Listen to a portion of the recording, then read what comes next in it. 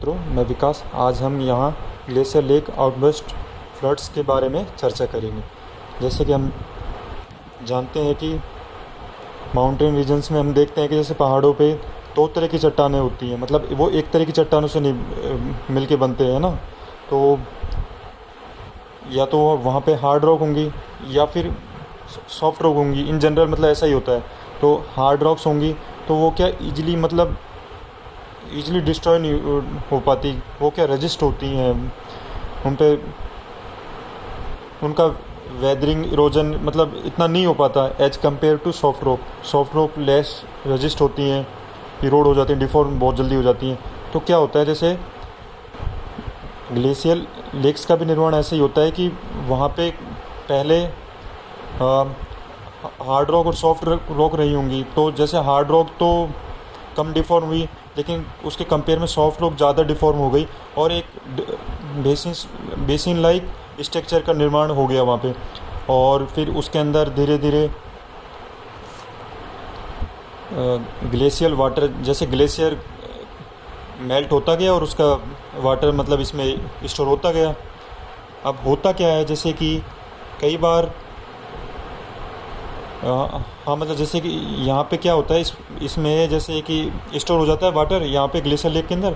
और इसको वाटर को होल्ड करने वाला भी एक मोरेन डैम होता है जो कि मतलब लूज सेडिमेंट से बना होता है। अब जैसे कि क्या होता है कि जैसे कई बार अर्थक्वेक आ जाता है, भूकंप आ जाता है, लैंडस्लाइड आ जाता है, या फिर अत्यधिक मात्रा में बहुत ज़्यादा वर्षा हो जाती है, क्लाउड बर्स्ट हो जाता है। तो इसके अंदर क्या मतलब बहुत ज़्यादा प्रेशर इंक्रीज़ हो जाता है, वाटर की क्वांटिटी बहुत ज़्यादा इंक्रीज़ हो जाती है। तो वो क्या इसका मतलब प्रेशर झेल नहीं पाता। तो इसके वजह से ये मोरेन डैम जो कि लूज सेडिमेंट्स से मिलके बना होता है, ये डिस्ट्रॉय हो जाता है। तो इसके चलते ह्यूज अमाउंट वाटर रिलीज़ होता है और उससे मतलब काफ़ी नुकसान देखने को मिलता है। अब जैसे कि कल एक घटना हुई जिसमें साउथ लोनाक ग्लेशियर लेक है, उसमें वो आउटबर्स्ट हुआ और फ्लड आया। अब इसका वाटर क्या कहाँ गया, मतलब जैसे ये तिस्ता में जाके मिलता है, तो तिस्ता में भी मतलब वाटर की क्वांटिटी बहुत ज़्यादा इंक्रीज़ हो गई, जिससे चुंगथाम डैम पर बहुत ज़्यादा प्रेशर इंसर्ट हो गया, तो वो भी डिस्ट्रॉय हुआ। और वारडांग नामक जगह पर मतलब बहुत ज़्यादा कैजुअलिटीज़ देखने को मिल रही हैं। अब इस तरह की घटनाओं के लिए, इससे निपटने के लिए नेशनल डिजास्टर मैनेजमेंट अथॉरिटी ने कुछ गाइडलाइंस जारी करी हुई हैं। जैसे कि हम पहले इन झीलों को आइडेंटिफाई करें, है ना। फिर सेकंड हम इसमें मॉनिटरिंग करें कि भाई वाटर कितना है, कितना कम है, कितना ज़्यादा हो गया है, तो इस तरीके से। और फिर हम मॉनिटरिंग कर सकते हैं जैसे सिंथेटिक एपर्चर रडार या फिर कई अन्य तकनीकों की सहायता से कर सकते हैं। फिर हम इसको मतलब फिर अगर ज़्यादा वाटर हो गया है तो इसको हम मतलब डाइवर्ट कर सकते हैं पंप के थ्रू, या फिर रूट इसका चेंज करके।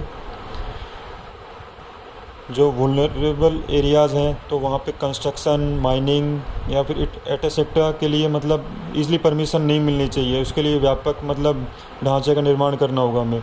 अर्ली वार्निंग सिस्टम में हमको इम्प्रूव करने की ज़रूरत है और लोगों को हमको अवेयर करने की ज़रूरत है इस एरियाज़ में, इस तरह की घटनाओं से निपटने के लिए। अब जैसे कि ऐसा नहीं है कि गवर्नमेंट ने कुछ भी नहीं करा। जैसे सिक्किम सरकार ने 2016 में जैसे सिक्किम स्टेट में मतलब स्टेट डिजास्टर मैनेजमेंट अथॉरिटी ने तथा कुछ अन्य संस्थानों ने मिलकर हाई डेंसिटी पॉलीथिलीन पाइप्स यहाँ पे लगाए थे, 2016 के अंदर इंस्टॉल करे थे। लेकिन पर फिर भी हो गया है इस तरह का घटना। तो हमें और भी तकनीकों को ग्रहण करने की ज़रूरत है, जिससे इस तरह की घटनाओं को रोका या कम किया जा सके। धन्यवाद।